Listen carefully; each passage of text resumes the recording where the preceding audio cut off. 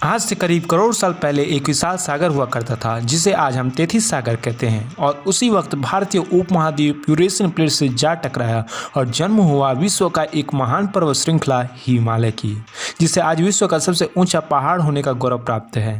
तो ये है कहानी महान हिमालय की और आप सुन रहे हैं मुझे यानी संगम कुमार को। तो अगर आपको इसी तरह का वीडियो देखना पसंद है तो चैनल को सब्सक्राइब करें और बेल आइकन को प्रेस कर दें ताकि इसी तरह का वीडियो आपको मिलती रहे।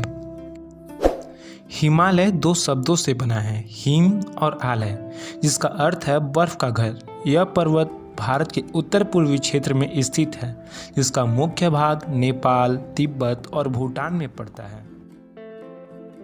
हिमालय से निकलने वाली सिंधु नदी ने ही विश्व की सबसे प्राचीन सभ्यता सिंधु घाटी की सभ्यता को जन्म दिया था, जिसमें मोहनजोदारो और हड़प्पा जैसे विकसित नगर थे। और यही सिंधु नदी आज भी कलकल कर बहती आ रही है। इस विराट पर्वत ने कई सभ्यताओं को बनते और मिटते देखा, यानी भारत का इतिहास ही हिमालय है और हिमालय का इतिहास ही भारत है। और जब कभी भी हिमालय का जिक्र किया जाएगा तब बिना गंगा के हिमालय का नाम मुकम्मल नहीं होगा।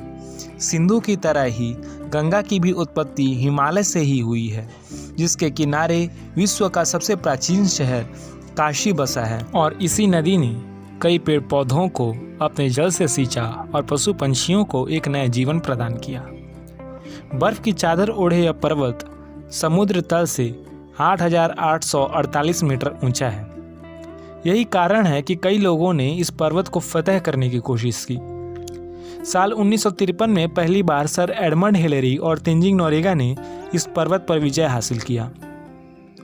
और इसी कड़ी में भारत की बचेंद्री पाल ने भी इस पर्वत को अपने कदमों के नीचे ला दिया।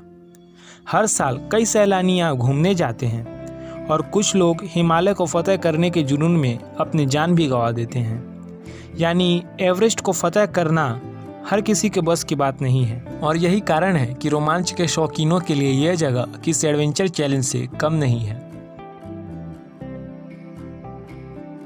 हिमालय का चोटी किसी क्षेत्र में बहुत छोटा है तो किसी क्षेत्र में बहुत ही ज़्यादा ऊंचा है। सबसे ऊंची चोटियों को हिमाद्री, मध्यम को हिमाचल और सबसे छोटी चोटियों को शिवालिक कहते हैं। गंगा का उद्गम स्थान गोमुख, कैलाश पर्वत, बद्रीनाथ, कैलाश मानसरोवर, अमरनाथ, ये सभी हिंदुओं के पूज्य स्थल हिमालय और उसके आसपास के इलाकों में ही बसा है।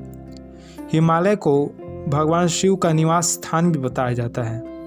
कुदरत ने हिमालय को कुछ इस प्रकार सजाया है मानो पूरा स्वर्ग धरती पर ही हो। हिमालय प्रेम, करुणा एवं समर्पण